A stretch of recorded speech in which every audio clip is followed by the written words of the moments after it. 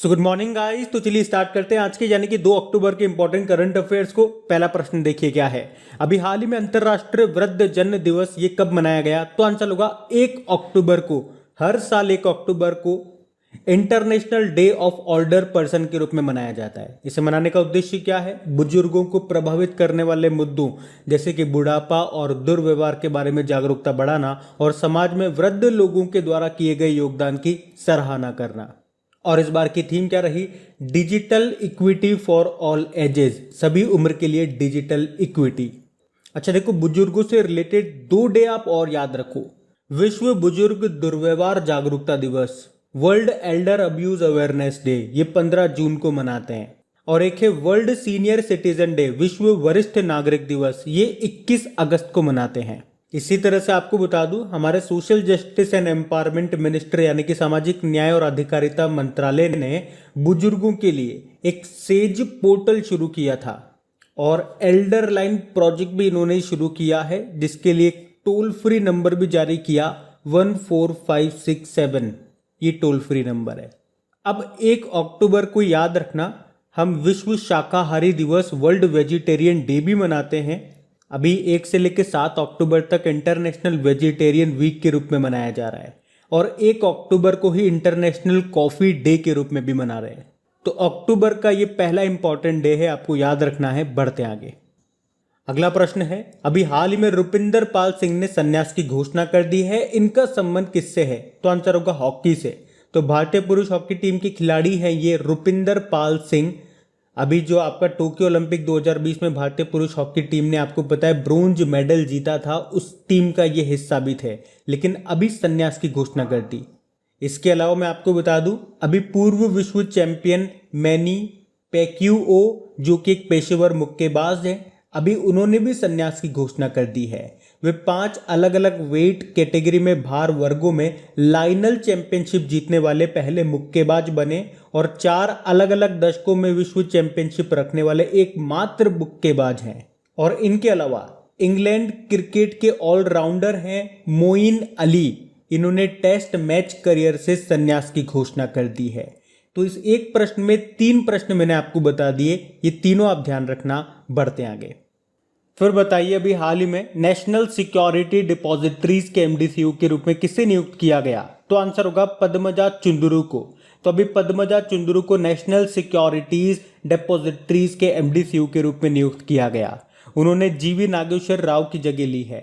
अच्छा, पद्मजा चुंदरू का नाम आपने पहले भी सुन रखा होगा क्योंकि ये इंडियन बैंक में एमडीसीयू के रूप में काम कर चुकी हैं। अभी 2021 में इनका कार्यकाल पूरा हुआ था। बाकी नीमाबेन आचार्य अभी गुजरात की पहली महिला विधानसभा स्पीकर बनी। Dhriti Banerjee Zoological Survey of India की पहली महिला निदेशक बनी और आइना राणा बोल्डर रोड ऑर्गेनाइजेशन की पहली महिला अधिकारी ये बनी है। ये नाम भी ध्यान रखना। बढ़ते आगे, फिर बताइए, अभी हाल ही में पिंक बॉल क्रिकेट में टेस्ट शतक बनाने वाली पहली भारतीय महिला बन गई कौन? स्मृति मंधाना। तो अभी 30 सितंबर को भारत की महिला टीम ने खेला अपना पहला गुलाबी गेंद टेस्ट। तो अभी ऑस्ट्रेलिया के क्वींसलैंड में भारत और ऑस्ट्रेलिया महिला टीम के बीच में पहला गुलाबी गेंद वाला ये जो दिन रात का टेस्ट है, ये मैच शुरू हुआ है और इसमें भारतीय टीम का नेतृत्व मिताली राज कर रही है। और अभी इस पिंक बॉल क्रिकेट में टेस्ट शतक बनाने वाली पहली भारतीय महिला बन गई हैं कौन? स्मृति मंधाना। और इससे पहले मैं आपको बता दूं, विराट कोहली पुरुषों में पिंक बॉल टेस्ट में शतक बनाने वाले पहले भारतीय क्रिकेटर बने थे। तो पुरुषों में तो विराट कोहली और महिलाओं में अब बन गई स्मृति मंधाना। स्मृति मंधाना का नाम आपको ऐसे भी याद होगा क्योंकि एक तो ये और एक हमारी जो भारतीय महिला हॉकी टीम की कप्तान है रानी रामपाल, इन दोनों को इक्विटास स्मॉल फाइनेंस बैंक का ब्रांड एम्बेसडर बनाया गया था। बाकी शेफाली वर्मा का नाम सुना होगा आपने, अभी सभी फॉर्मेट में डेब्यू करने वाली सबसे युवा भारतीय क्रिकेटर बनी थी। और मिताली राज अंतरराष्ट्रीय क्रिकेट में 10,000 रन बनाने वाली पहली भारतीय महिला क्रिकेटर बनी थी। ये ध्यान रखना, ये नाम भी। बढ़ते आगे, फिर बताइए, अभी हाल ही में chronicles from the Land of the Happiest People on अर्थ नाम की बुक की लेखक कौन है? तो आंसर होगा वोले शोयिंका। तो वोले शोयिंका ये साहित्य में अफ्रीका के पहले नोबेल पुरस्कार विजेता हैं और इनका नाम इसलिए भी इंपॉर्टेंट है क्योंकि इन्होंने अपना लास्ट जो नॉवेल लिखा था वो 1973 में लिखा था, सीजन ऑफ एनोमी नाम से। और अब लगभग 50 साल के बाद इन्होंने कोई अपना नया उपन्यास लिखा है जिसका नाम है Chronicles from the Land of the Happiest People on Earth. तो ये आपको याद रखना पड़ेगा। बाकी Jhumpa Lahiri Translating Myself and Other नाम की अभी बुक लिखी इन्होंने। Kaushik Basu Policy Makers Journal from New Delhi to Washington DC book लिखी थी। इन्हें एक अवार्ड भी मिला था जिसको कहते हैं हम्बोल्ट रिसर्च अवार्ड। बाकी Kunal Basu In an Ideal World नाम की बुक लिखी। और बसु से ही एक बसु मैंने आपको और याद करवाया था, 3 बसु हैं टोटल, 2 ये हो गए और एक कौन सा है, Tarun Basu. Kamala Harris and the Rise of Indian American नाम की बुक लिखी थी इन्होंने। तो ध्यान रखना, ये बढ़ते हैं आगे। फिर बताइए अभी हाल ही में इंडियन सोसाइटी ऑफ एडवर्टाइजर्स के नए अध्यक्ष कौन बन गए? तो आंसर होगा सुनील कटारिया। तो अभी हाल ही में इंडियन सोसाइटी ऑफ एडवर्टाइजर्स के नए अध्यक्ष बन गए हैं ये सुनील कटारिया। तो ये जो इंडियन सोसाइटी ऑफ एडवर्टाइजर्स है ये विज्ञापन दाताओं के लिए एक मजबूत आवाज के रूप में एक शीर्ष राष्ट्र निकाय है जिसके अध्यक्ष बन गए सुनील कटारिया।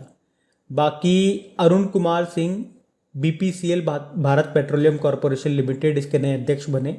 बीवी नागरत्न सुप्रीम कोर्ट की भविष्य में पहली महिला चीफ जस्टिस ये बन सकती हैं। और अभय कुमार सिंह ये सहकारिता जो मंत्रालय है उसमें अभी संयुक्त सचिव बने थे। वैसे सहकारिता मंत्री हमारे कौन है? पहले सहकारिता मंत्री जो अभी आपके वर्तमान में गृह मंत्री अमित शाह। अच्छा चलिए बताइए अभी हाल ही में राइट लाइवलीहुड अवार्ड 2021 कितने भारतीय एनजीओ को दिया गया? तो आंसर होगा 1 को। एक्चुअल में ये जो राइट लाइवलीहुड अवार्ड 2021 है ये टोटल 4 एनजीओ को दिया गया है जिसमें से एक भारतीय एनजीओ भी है। तो उस भारतीय एनजीओ का नाम क्या है? Live NGO. लाइफ मतलब होता है legal initiative for forest and environment. तो नाम से पता चल रहा है इस एनजीओ का मकसद क्या है? आजीविका को बढ़ाना और पर्यावरण संरक्षण करना। और याद रखना इस अवार्ड को ही वैकल्पिक नोबेल पुरस्कार भी कहा जाता है। ये कहाँ दिया जाता है? स्वीडन में। और आप जानते हो स्टॉकहोम स्वीडन में ही नोबेल पुरस्कार भी दिए जाते हैं। लेकिन यहीं से तो प्रश्न बन जाता है, जो नोबेल का शांति पुरस्कार होता है पीस वाला, वो यहाँ पे नहीं दिया जाता, वो कहाँ पे दिया जाता है, ये प्रश्न पूछा जाता है। और डेली करंट अफेयर्स का रिवीजन वाला वीडियो आप देखते होंगे तो मैं आपको कई बार वहां पे बता चुका हूं। और वो दिया जाता है ओस्लो नॉर्वे में। और कल मैंने आप लोगों को एक प्रश्न आया था कि अभी यमन जो देश है उसके एक मानवीय संगठन को 2021 का नानसेन रेफ्यूजी अवार्ड का विजेता घोषित किया गया था। और उस संगठन का नाम क्या है? जील अल्बेना एसोसिएशन फॉर ह्यूमैनिटेरियन डेवलपमेंट। बाकी अगर आपसे पूछे कि लैंड फॉर लाइफ अवार्ड ये मिला था श्याम सुंदर जानी को, ये राजस्थान के हैं। अंतरराष्ट्रीय रेंजर अवार्ड मिला था किसको? महेंद्र गिरी को। बढ़ते आगे। अच्छा बताइए अभी हाल ही में नासा ने गुरु ग्रह यानी कि बृहस्पति ग्रह यानी कि जुपिटर, उसके पास मौजूद ट्रोजन क्षुद्र ग्रहों यानी कि एस्टेरॉइड के अध्ययन के लिए कौन सा मिशन लॉन्च करेगा ये नासा? तो आंसर होगा लूसी मिशन। तो नासा अभी 16 अक्टूबर को ही लूसी मिशन को लॉन्च करेगा। ये नासा का पहला यान होगा जो कि गुरु ग्रह के ट्रोजन क्षुद्र ग्रहों यानी कि एस्टेरॉइड्स का अध्ययन करेगा। और इसके अध्ययन से सौरमंडल के इतिहास के बारे में जानकारी मिल सकेगी। ये जो ट्रोजन क्षुद्र ग्रह होते हैं ना, ये क्या होते हैं? तो ये जो क्षुद्र ग्रह है एस्टेरॉइड्स हैं, ये सूर्य का चक्कर समूह में लगाते हैं, लेकिन इनकी जो कक्षा होती है, जो ऑर्बिट होता है, वो वही होती है जो कि गुरु ग्रह की होती है, जुपिटर की होती है। इसमें से इनका एक समूह जुपिटर के आगे चलता है तो दूसरा समूह जुपिटर के पीछे चलता है। उन्हीं को कहा जाता है ट्रोजन क्षुद्र ग्रह। और आपको बता दूं ये जो लूसी है ये क्षुद्र ग्रहों का अवलोकन करने वाला पहला अंतरिक्ष यान होगा। और कितने सालों में ये पहुंचेगा वहां पे? 12 सालों में पहुंचेगा। और अगर आपसे पूछे एस्टेरॉइड बेल्ट ये किन 2 ग्रहों के बीच में होती है?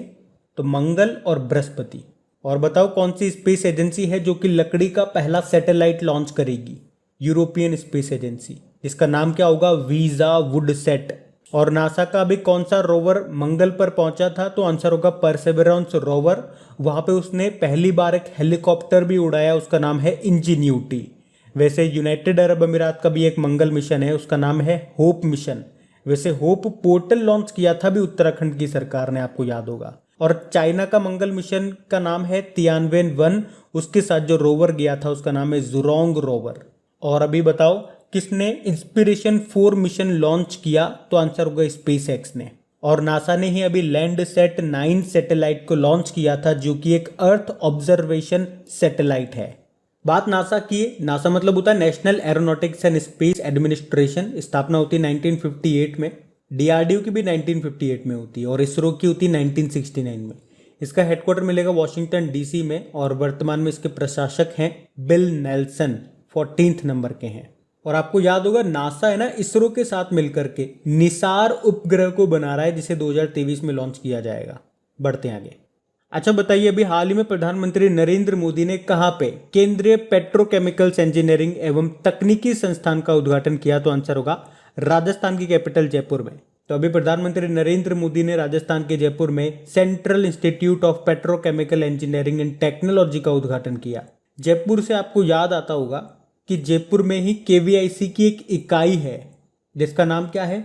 कुमारप्पा राष्ट्रीय हस्त निर्मित कागज संस्थान। और इसने ही भारत का पहला खादी प्राकृतिक पेंट बनाया है, गाय के गोबर से ये बनाए। और जिसके पहले ब्रांड एम्बेसडर बने कौन? हमारे जो सड़क व राजमार्ग मंत्री हैं नितिन गडकरी। और भारत में 2 शहर जो यूनेस्को की वर्ल्ड हेरिटेज सिटी में शामिल हैं, तो आंसर होगा जयपुर और एक अहमदाबाद।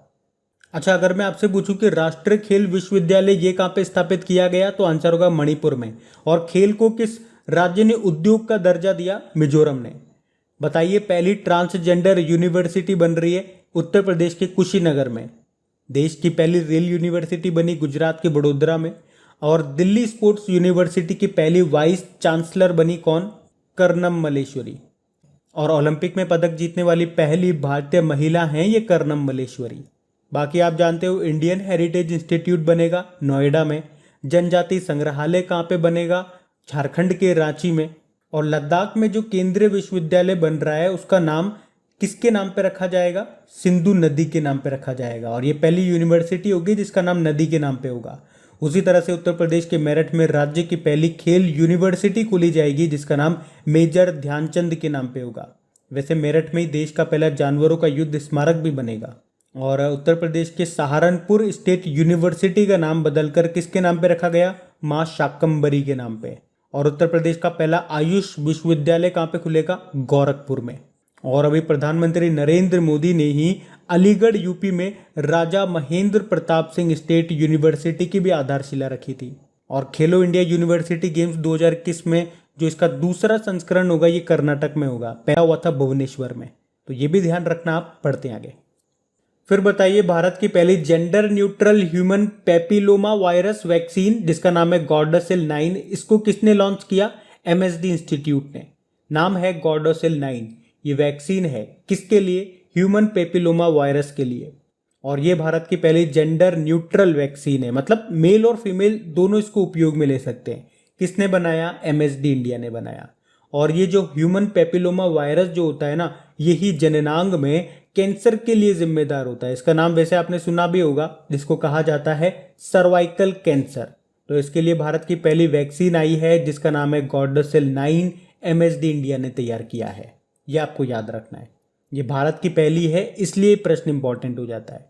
बाकी कोवैक्सीन को बनाया है भारत बायोटेक ने, जो है हैदराबाद की। कोविशील्ड को सीरम इंस्टीट्यूट ऑफ इंडिया ने बनाया है, पुणे। और एक जाइकोव डी आपको याद होगा, देश की पहली डीएनए बेस्ड वैक्सीन है ये। 3 डोज लगेंगे इस वैक्सीन के। और भारत की पहली न्यूमोनिया की वैक्सीन भी आई थी जिसका नाम है न्यूमोसिल। और विश्व की पहली कोविड-19 वैक्सीन तैयार की थी रशिया ने, जिसका नाम है स्पुतनिक वी। ध्यान रखना ये। बढ़ते हैं आगे। अच्छा बताइए, अभी हाल ही में अमृत ग्रैंड चैलेंज प्रोग्राम जिसका नाम है जन केयर, इसको किस मंत्रालय ने शुरू किया? विज्ञान व प्रौद्योगिकी मंत्रालय। तो अभी विज्ञान व प्रौद्योगिकी मंत्रालय ने आजादी की 75वीं वर्षगांठ जिसे आप अमृत महोत्सव के रूप में मना रहे हैं, उसके उपलक्ष्य में ये अमृत ग्रैंड चैलेंज प्रोग्राम जन केयर को शुरू किया है। और इसमें क्या होगा? जैसा कि नाम से क्लियर है, नए स्टार्टअप्स के लिए एक चैलेंज होगा। किस तरह का चैलेंज? तो वर्तमान में जो स्वास्थ्य से रिलेटेड जो समस्याएं हैं उनका समाधान कैसे हो सके, ये चैलेंज दिया है स्टार्टअप्स को। किसने? साइंस एंड टेक्नोलॉजी मिनिस्ट्री ने इसको शुरू किया, जिसके मंत्री हैं डॉक्टर जितेंद्र सिंह। और आपको याद होगा स्टार्टअप से ministry of electronics and information technology ने एक पोर्टल शुरू किया था स्टार्टअप्स के लिए। क्या नाम है उसका? समृद्ध पोर्टल। और इसी साल ग्लोबल स्टार्टअप इकोसिस्टम इंडेक्स 2021 आया था, उसमें भारत 20वें स्थान पे था और टॉप पे यूएसए रहा था। तो अब बात करेंगे कल की वीडियो में पूछे गए प्रश्न के उत्तर की। पूछा गया था आपसे जापान के नए प्रधानमंत्री कौन बन गए, तो आंसर होगा फूमियो किशिदा। आप सभी ने प्रश्न का बिल्कुल सही उत्तर दिया है। और गाइस, वीडियो के लास्ट में ही आप लोगों से बोलता हूं कि प्लीज अगर सेशन अच्छा लगा है, हेल्पफुल लगा है, तो इसे अपने दोस्तों के साथ में शेयर जरूर कर दिया करें। जो भी आपका स्टडी ग्रुप होता है वहां पे इस वीडियो के लिंक को एक बार जरूर डाल दें। और अगर अभी तक आपने इसको लाइक नहीं किया तो लाइक जरूर करना। और हाँ, अगर आप में से कोई इस वीडियो को वेरी फर्स्ट टाइम देख रहा है तो आपको बता दूं, इन वीडियोस के साथ आपके करंट अफेयर्स का रिवीजन करवाने के लिए डेली बेसिस पे एक ऑडियो में तैयार करता हूं। 3 से 4 मिनट का वो ऑडियो होता है जिसमें पूरे दिन के आप करंट अफेयर्स को रिवाइज कर लेंगे। तो उस ऑडियो रिवीजन का लिंक आपको नीचे डिस्क्रिप्शन में मिल जाएगा, ऑडियो रिवीजन के नाम से। तो जैसे ही उस लिंक पे आप क्लिक करेंगे मेरी ऑडियो प्रोफाइल खुल जाएगी, वहां पे फॉलो का बटन आएगा, उस पर क्लिक करके पास में बेल आइकन को प्रेस कर लीजिएगा ताकि जब भी कोई स्पेशल ऑडियो अपलोड हो उसका नोटिफिकेशन आपको मिल सके। Thank you guys.